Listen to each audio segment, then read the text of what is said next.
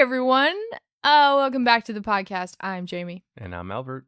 And this is a podcast where we're trying to find our next 5-star rated movie. And when we find that next 5-star rated movie, this podcast will fade into memory. I think that's exactly what you said for... Oh, it's faded into memory already.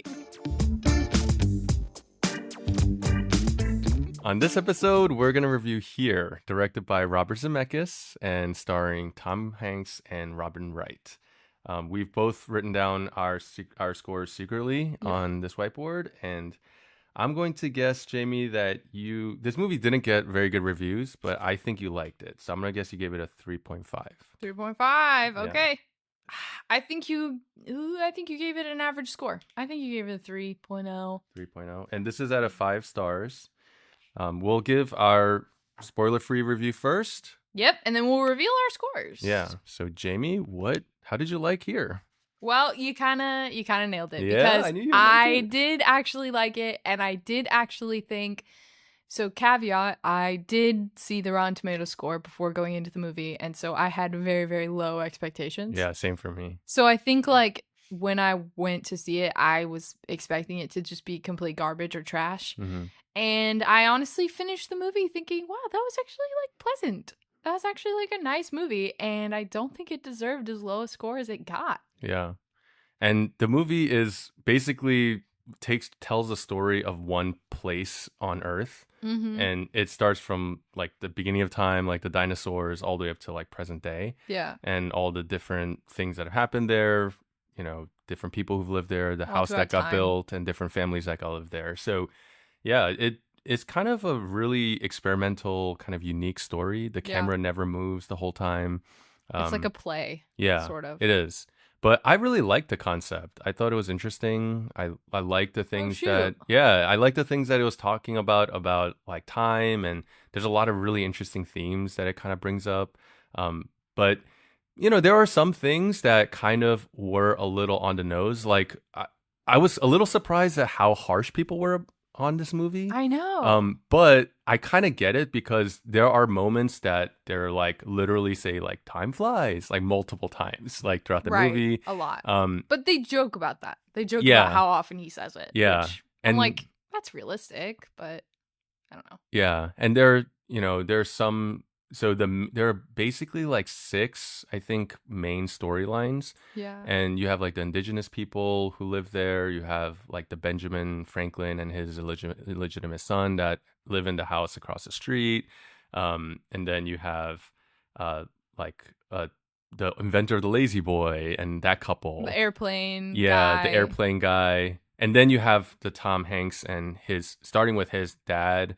And then the Black family. Yeah, and then also the Black family. Yeah. So all of those storylines, and the main story is really Tom Hanks, and starting with his dad on to Tom Hanks, and then him getting married, and then their kids. That's the main crux of the plot. Yeah, so that's the main story, and that's the one I like the most by far. Yeah. The other ones are not really well developed. They're kind of for sure. Yeah, they're kind of there just to highlight the point of, hey, there's multiple things that have happened in this space. And but a big con for me too was just the CGI was just bad. Oh, you didn't like the de-aging and all that stuff? Oh, the aging stuff was pretty good. Yeah, I actually thought the Tom Hanks de-aging and Robin Wright was pretty good. But all the CGI animals, oh yeah, that was bad. The trees animating, yeah, the plants, that was bad. And growing, and there's the hummingbird, yeah, that was bad. There's just a lot of bad CGI. Yeah. Which I was dang. I agree. And, there are definitely, because all you're seeing are these little vignettes and moments of their life. And, surprise, surprise, they all happen to happen in this living room, right? Yeah. Which is a little forced. I kind of get that. But I just like the fact that they really try to keep to this concept, because it is, a somewhat original concept. It is based on a graphic novel. I didn't know that. Yeah, it was based on a graphic novel that was written in 1989. Whoa. Yeah, but that was only 6 pages at that point. And so the concept was all there, like the frame within a frame and all the different years, and it all taking place in this like one corner of the house. So the concept was already like set then. But Interesting. yeah, but then the author, Richard McGuire, he's the author of the original comic. He released a expanded 300-page like graphic novel Oh like my in gosh. 2014. And so I mean, ever since the 1989 one, apparently this graphic novel strip that he did was so revolutionary because it was like pushing the limits of like what you can do with that medium of like graphic art Hmm. in like Interesting. comics. Yeah. And it is interesting because like you don't, it's not a superhero story or anything like that. It's really just like kind of telling you a meditation on time and our existence and how I would have never guessed it was based on a graphic novel either. I would yeah. have guessed it's a play. And so all those little like squares that come up like within the frame, like Zemeckis did that because that's the way the graphic novel is. Um, Oh, that's yeah, cool. and so I don't know how you felt, but like at a certain point, sometimes it feels like oh maybe this is too much. Like you just keep seeing the squares coming up over and over again, and it kind of works more as like a transitional piece I in the liked movie. it. Oh, you did like it? I Okay. liked it because to me, so since I didn't know that, I Hmm. interpret it as like almost picture frames Oh, okay. of like how, you have pictures of key moments in your life hanging in Mm, your house. And so I pictured it as that, where it's like, here's like a moment in time that we've like captured. And then mm, using it as a transitional piece was super clever. And there were a lot of cool like wipes and different things that were. There were a couple times where the transitions were weird. yeah. Like the warping was weird. Mm, But usually it was just crossfades or like uh, wipes. wipes, Yeah. which I thought were cool. Yeah. Also, the mirror, Oh like in yeah, the last. that I was mean, I cool. don't think it's a spoiler, but there's like a mirror that comes in and like shows kind of like the other part of the house. That was so clever. Yeah, it was clever.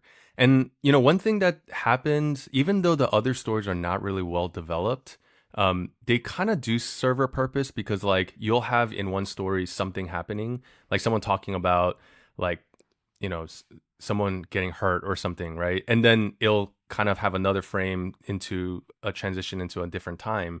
Well, they'll almost like piggyback off of that and Mm-hmm. continue that conversation or that idea in that time. And so I think like what Zemeckis is trying to communicate is like not only can have multiple things happen in all the different spaces, and we're just like a small dot in this big expanse of time that's happened, but all those times are kind of connected in some ways. Like I think the thing that I like the most about this movie is that it makes me remember that the experiences that I have in my life that I'm going through right now are things that have happened many, many times in the past that other people have had very similar experiences of love, loss, joy, anxiety, like all these kinds of things, being stressed about work. This is not like my own new experience. But a lot of times, like we feel almost like this is something that only I'm experiencing. And this is like almost as if no one's ever experienced this before. Yeah, I'm alone. Yeah. Yeah. But then, this movie shows you like you have indigenous couples that like fell in love just the same way, right? Like they had children just the same way. They dealt with like all the same kinds of cycle of life type of things.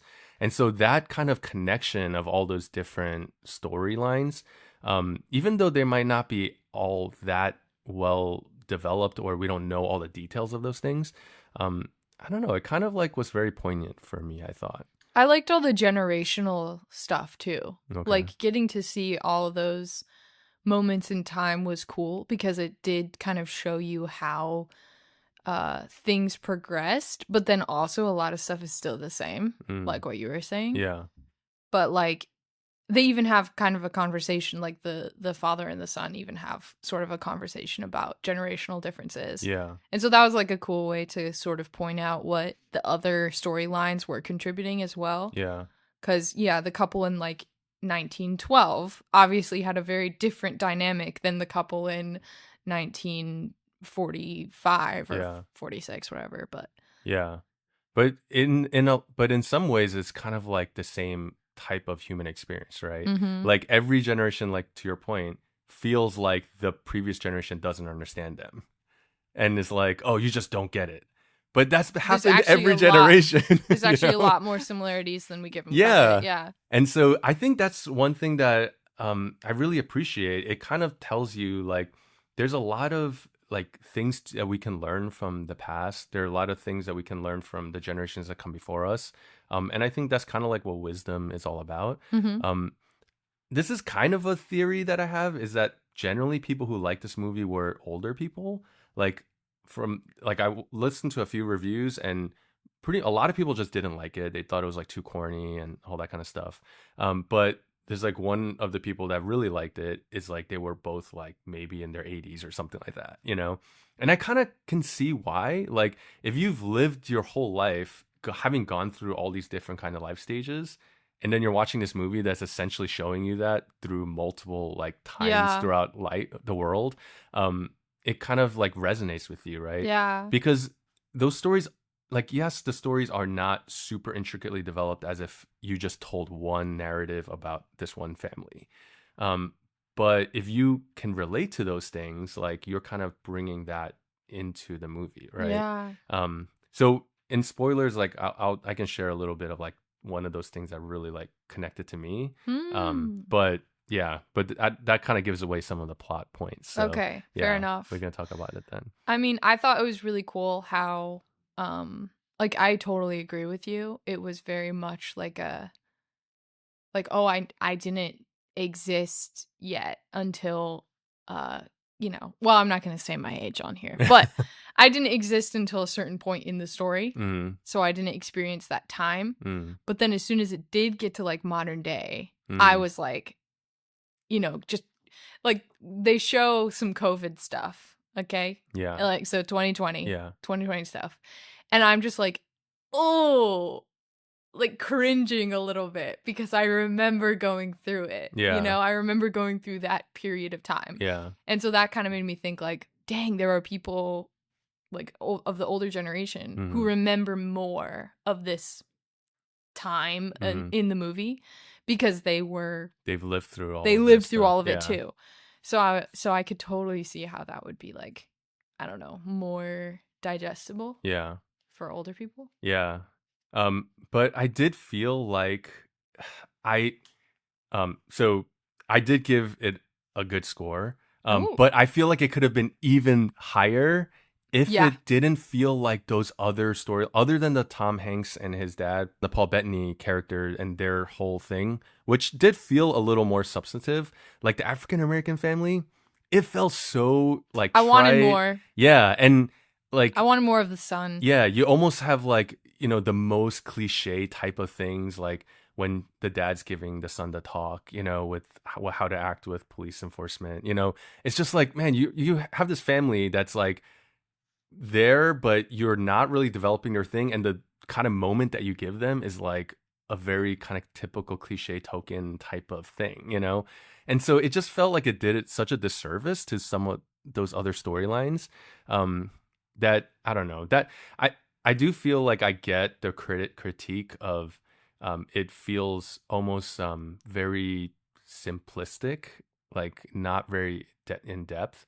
Although with Tom Hanks's storyline, I did feel like connected to it, and it Mm-hmm. did touch Mm-hmm. me, especially by the end of the movie. But like the other storylines, I wasn't connected to at Yeah, all. same with the airplane guy. Like, Yeah. we were the people I watched it with, we were talking about it and we wished that like the mom especially the wife Hmm. had more of a character Yeah. development because like I mean, I don't think this is a big spoiler, but like she was terrified of airplanes because Yeah. it was 1912 and it would have been cool to see either why she was so afraid of airplanes Mm. other than like an obvious reason. Like give her a more personal reason. Yeah. Or have her like airplanes in the end, but then it still like, leaves you with the sad taste in your mouth. Yeah. Like that would have been so much better and so much more interesting. Yeah. Like they could have developed it more, but Yeah. And then I so don't it, know. it feels like those other storylines end up just being a device to highlight the point of like what this concept is, Yes. you know? Yes. And then like there's just one story in the middle of all of that. Yeah. And So part of me was like, oh, why couldn't we just strip all that stuff away and just tell the one story of like Tom Hanks and his family? Um, but then that wouldn't have been as interesting of a movie either. Yeah. And And I because liked the lazy boy people. yeah, they were Theirs was funny. great. Yeah, they were funny. But then at the same time, like you don't really get much of an arc. They're just there as like comedic relief. But I think that's smart. I think that's smarter. That's true. Okay. If it's there for flavor, do it in a way like It's just kind of light and fun. yeah, or Yeah. like it just like kind of adds a little extra to get the point across. Yeah. But isn't like I'm taking over the story. Mm.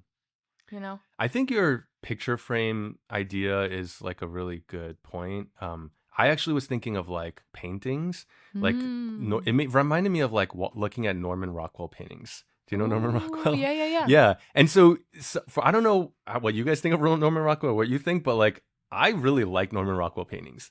Even though I'm not like white, I didn't grow up in like small middle America or whatever, you know, but there's something about it that I can really connect with.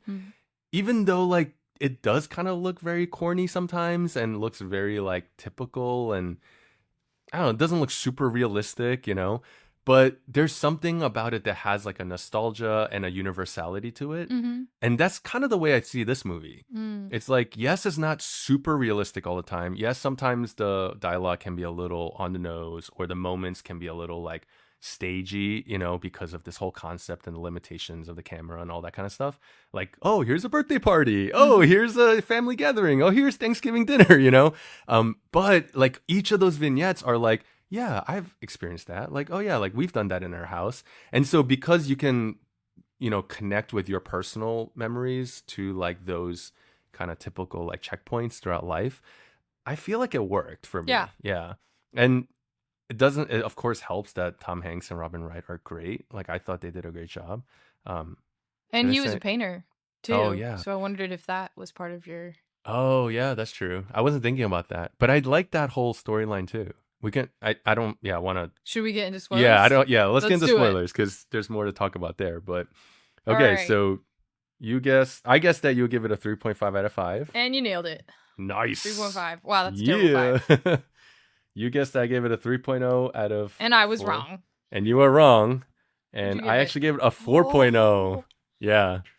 Wow. Yeah, I feel bad for giving it 3.5 because I feel like I keep giving movies 3.5. And it feels like that's becoming my new average, which sucks. But anyway. But a 3.5 for you is an above average movie, It is a good movie, yeah. I mean, we are trying to find good movies, so yeah.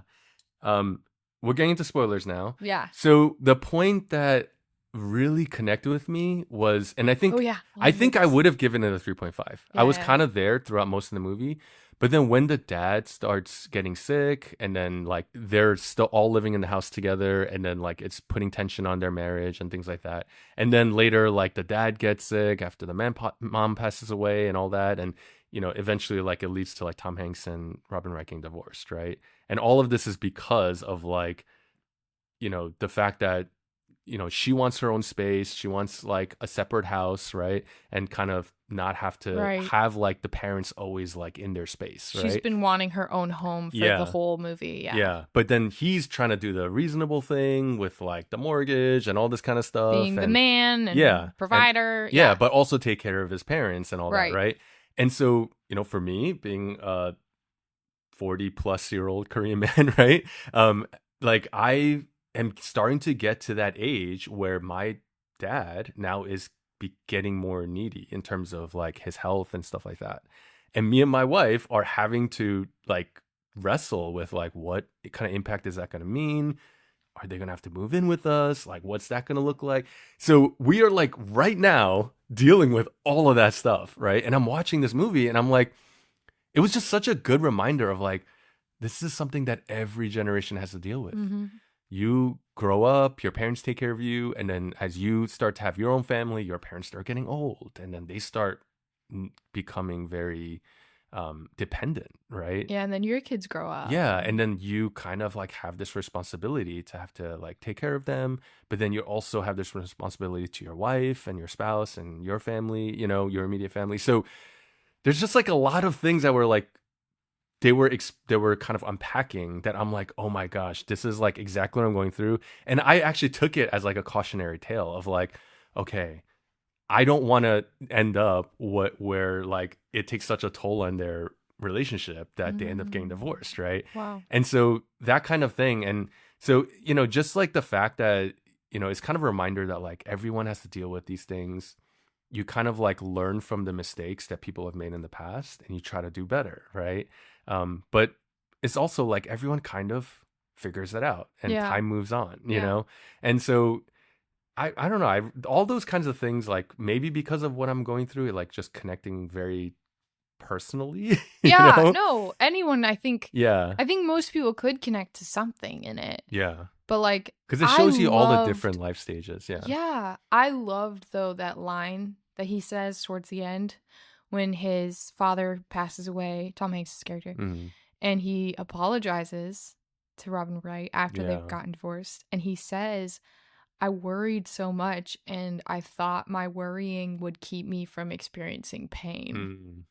And I was like, oof, like that is such a good word of wisdom or cautionary, advice to say, hey, worrying doesn't necessarily keep you from experiencing pain. It can often lead to you experiencing pain. Yeah. Or not appreciating the moment. Yeah, because you get too fixated on that. Yeah. That you stop paying attention to like what's going on around you, which is kind of what he did. Yeah.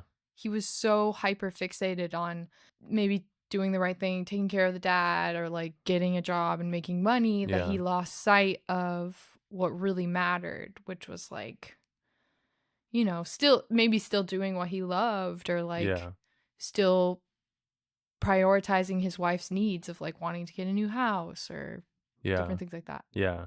And so that whole painting storyline, like, when they first meet, like he's just has a passion for art, and even though his dad disapproves. Yeah. And then, for me, like I identify with that. So I'm like, yeah, like pursue your dreams, But then because of like the needs that, you have to provide for your family, he puts all his paintings aside, right? And then like and she never tells him to. No. But he feels like he has to. Yes. And then like at the end of their life, like she's like, yeah, why did you, stop painting? And then he's like, why? And she's like, no, actually I don't. And then he's like, because I had to provide, right? And so, yeah, that's like a decision he made. And then like only after she leaves and all that he kind of goes back to it, because he's kind of alone and has less responsibility. Like a wake-up call, yeah. But through that, he kind of rediscovers like his love and passion for that, right?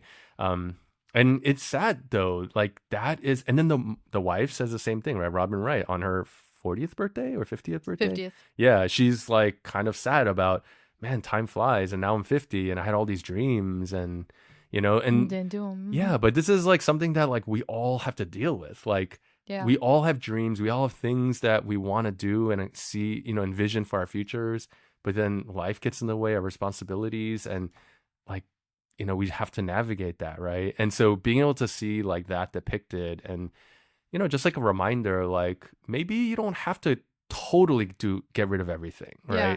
Like, yeah, you could still got to take care of your family, but maybe there's still ways that we can enjoy the things that we like love, right? Like they could have gone on a little vacation, right? Or, Well, and it's so interesting too, because you see how much of an impact Paul Bettany had on Tom Hanks. Yeah. Because like as his dad, he's constantly telling him,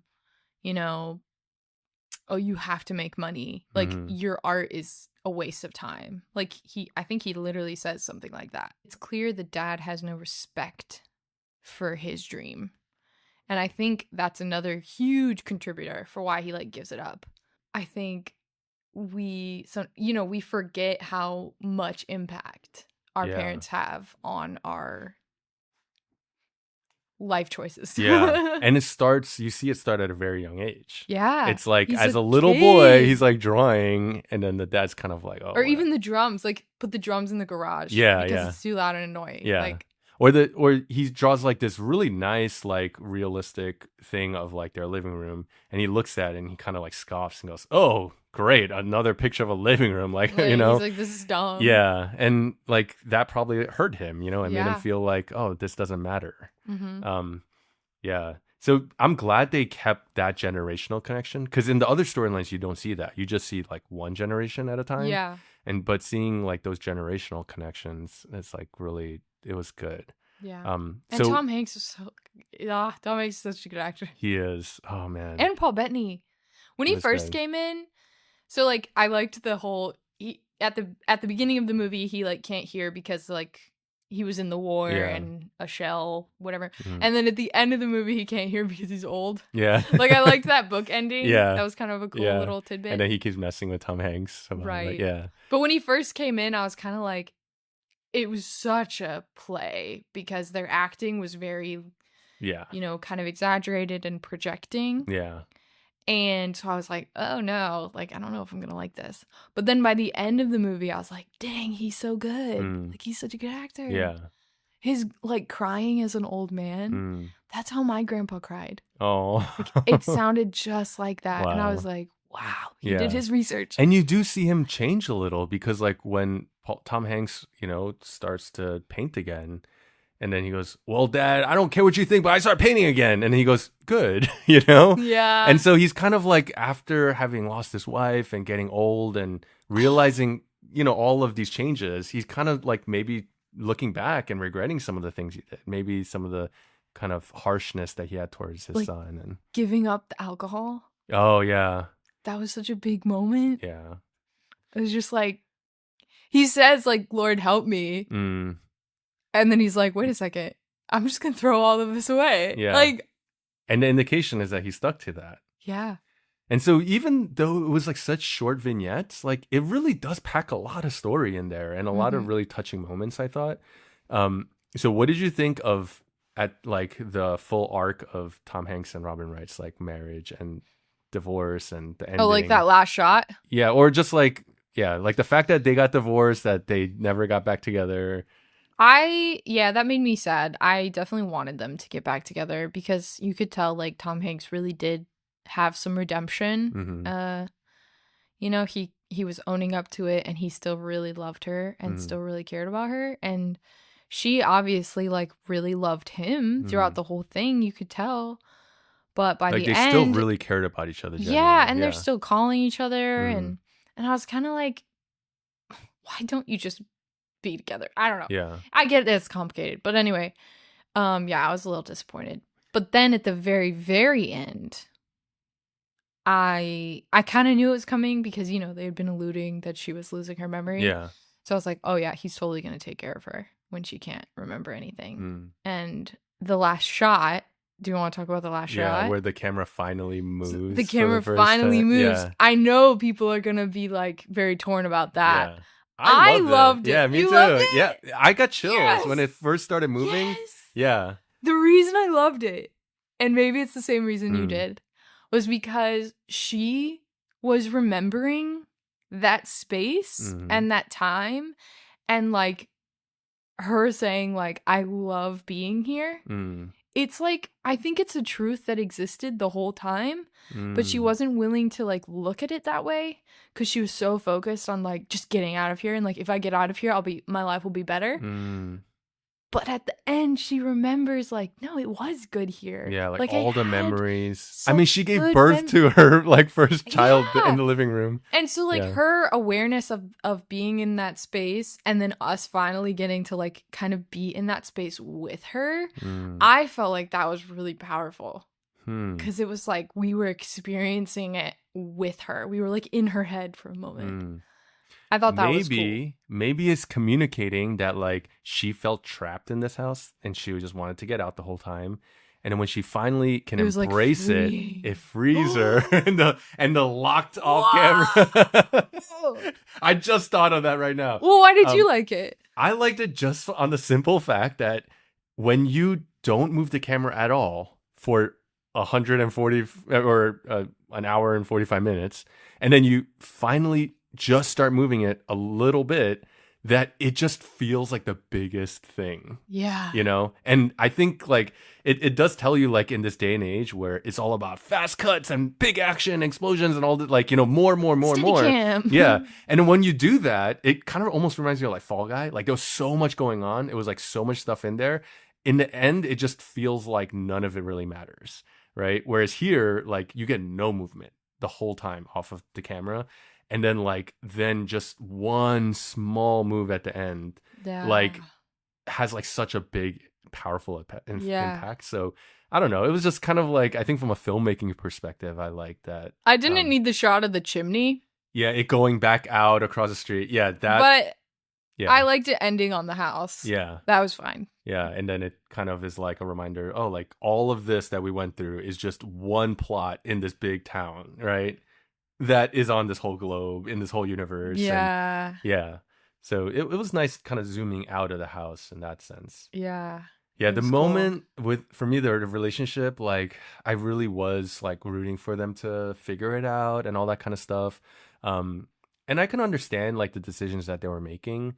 But then that moment where they have like Thanksgiving dinner and then he opens his fortune and says, an old love will come back to you. And he goes, is this true? And she's like, no, you know, I was like, oh, that's so soul crushing. I was like, I felt so bad for him, you know, but you know, she was like off in Paris and having like, you know, getting to enjoy the things that she never got to, like always had wanted.